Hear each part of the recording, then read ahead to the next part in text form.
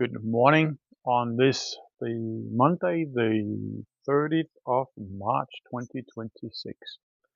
It's early morning. My wife has just gone down to look at our mushroom farm,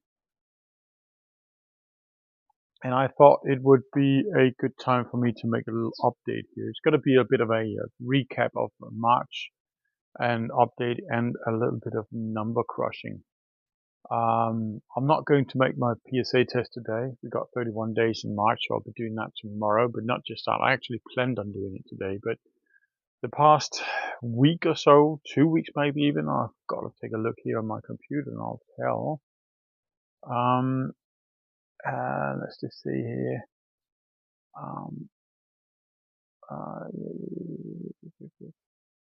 We got there. Yeah. We got since the 21st of March, really. Well, most of March, as it actually looks like. We're coming back from the 13th of March already.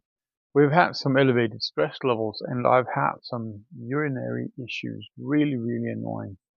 And I do think maybe it is because my prostate is growing, so I've got a lot less flow than I'd like to see.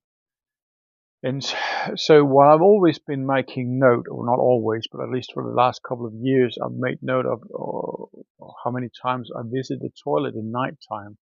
Then the last 7 days, the last week, I have expanded that knowledge base by also making note of not just how many times I go to the loo, but how many attempts do I need in order to empty out before I go to sleep.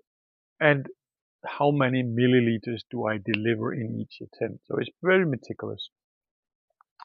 But it gives me a very good insight as to, a little bit better insight as to the problem I have rather than just the notes, because the notes, as I've come to realize today, the situation I am in right now, if I had been plunged into that situation, say a year ago, I would have been very devastated because it would have been a shock.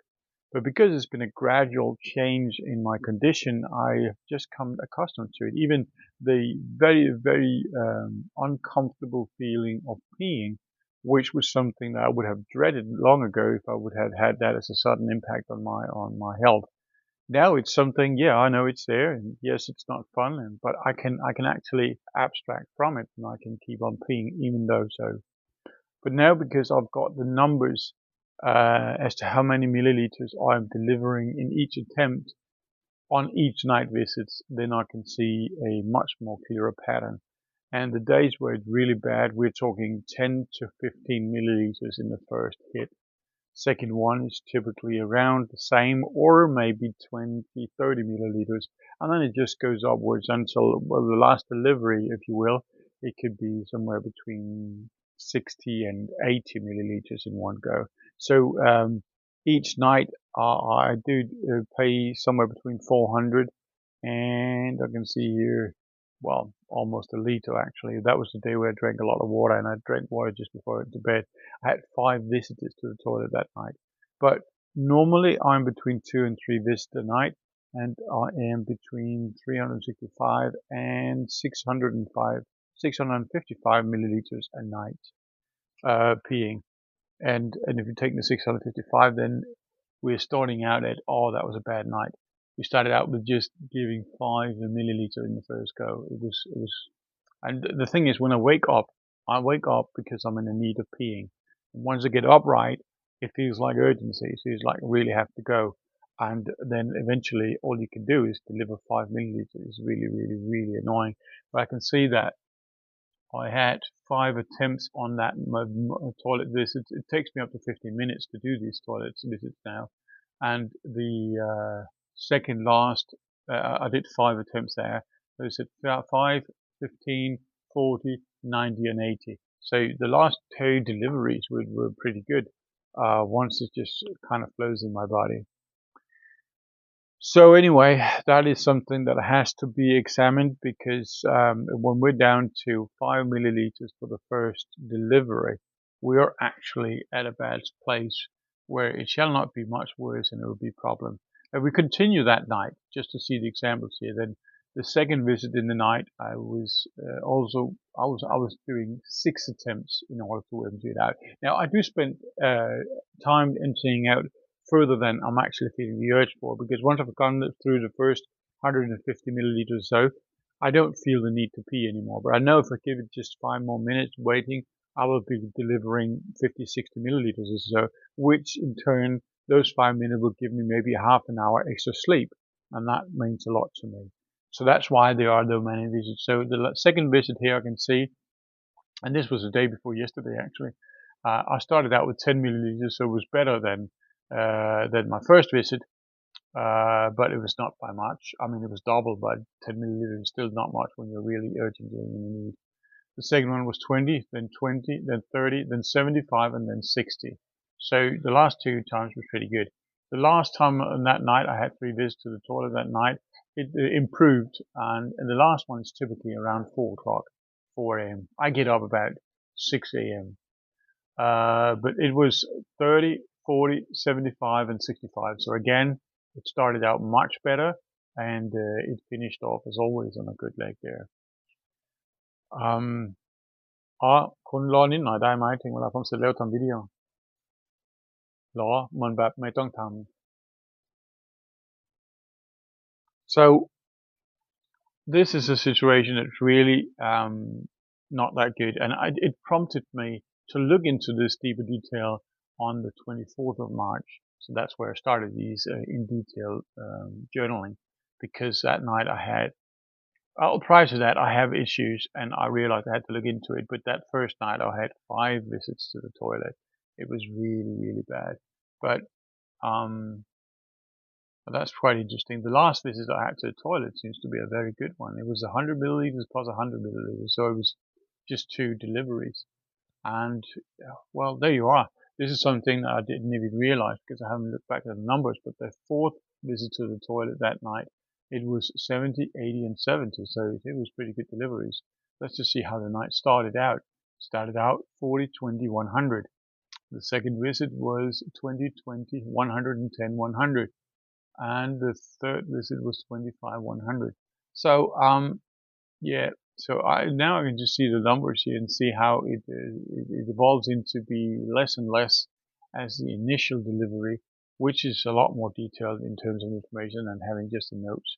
I can see I wrote, for instance, the day where I had 5 milliliters on the first visit at the first go. I just wrote really bad now again.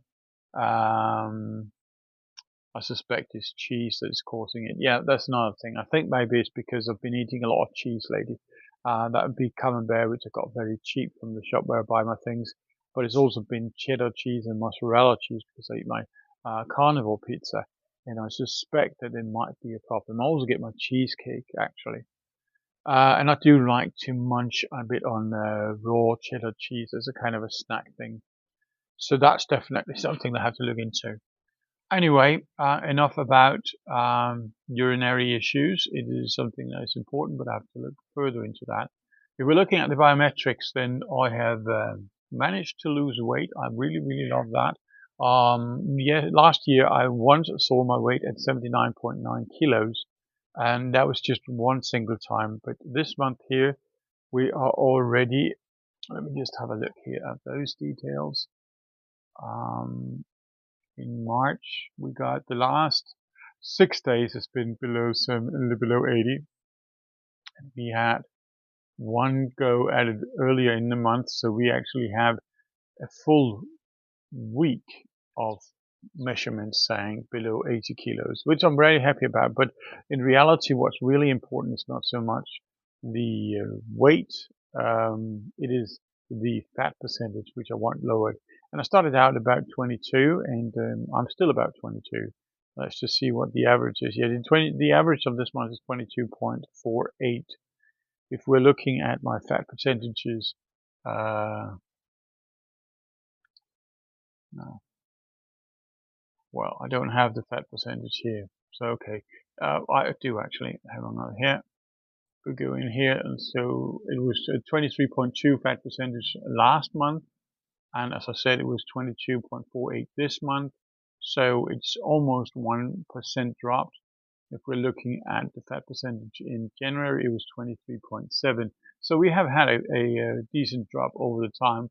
If we're looking at kilos, and I went from 19.77 kilos in January average to 18.9 in February, and now I'm sitting at 18.08. Almost a kilo of fat lost, and I've lost about a kilo, so that's pretty good. I've lost 0.82 in fat, and I've lost a total of 1.04 kilo, which means I've had probably muscle loss. That's something I'm also looking into, and which I'm going to change here in April. I'm going to start increasing the muscle gain, because I do like the weight of 80 kilos. I really do like that weight. But I also want my fat percentage to go down to about 15. And I can't maintain those two numbers unless I have a muscle gain. So from the 1st of April, we're going to look into that. I've stopped measuring my blood pressure. I just kind of get stressed out about it because it fluctuates a lot. And obviously in these last 2-3 weeks where I've been having a much higher stress level, I will have a higher blood pressure as well. So there's no reason for me to stress about it. I know where it is approximately. But I can see the stress level was an average of 28.25 last month, and it was in January 31.13. Now we are at 30.66. So we are somewhere between January and February. So it's worsening over February. And I don't like that. And it's specifically been bad the last few days where we're seeing averages above 40. I am also contributing it to the heat. It could be a contributing factor, not entirely, because I do spend my time in the air-conditioned room, but we do have. I've seen my motorbike saying 44 degrees Celsius, so that is pretty hot. The averaging about 39, 40 degrees these days, and every time we go beyond 37 degrees for me, it just becomes terrible. Toilet visit at the night, we are now at 3. We actually one time visiting the toilet more than I did in average last month. I did last month 2.14, now it's 3.13. And in January we were down at 1.81, which was a very good month, I have to add, because I can see I've been above 2 September, October, November, and December as it is between 2 and 3. So it's just my March that seems to have been worsening a lot on that account. I've not been very good at my ketones. Should be better at that. I've had I've had a total of 22 measurements, and some of them have been between 0.1 and 0.4, and 15 of them have been above 0.5, and below 1.9. Now I know that the highest was 1.2. Which is not all that bad. The average of these 22 measurements has been a 0.63. I did 17 measurements last month, and the average was 1.19, which was significantly better. It was basically double as good. And the month before that, it was at 1.93, which was even better. So I can't afford to measure the ketones every day. So that's going to be something that's going to be randomly. But I am measuring my glucose levels, which I haven't done before. So I only got numbers for this month here. My glucose levels averages in these measurements that I've done at 108.12, which is not bad, but it's also not good. It's got to be below 100. But let me just have a look at how many measurements I've done on the glucose. I've got that here.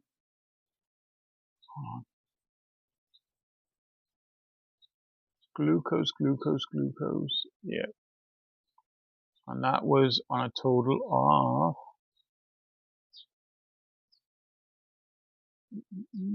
25 measurements. 25 measurements has given me an average of 108.12. Not happy about that, so that's definitely something that I've got to look into and to have improved on.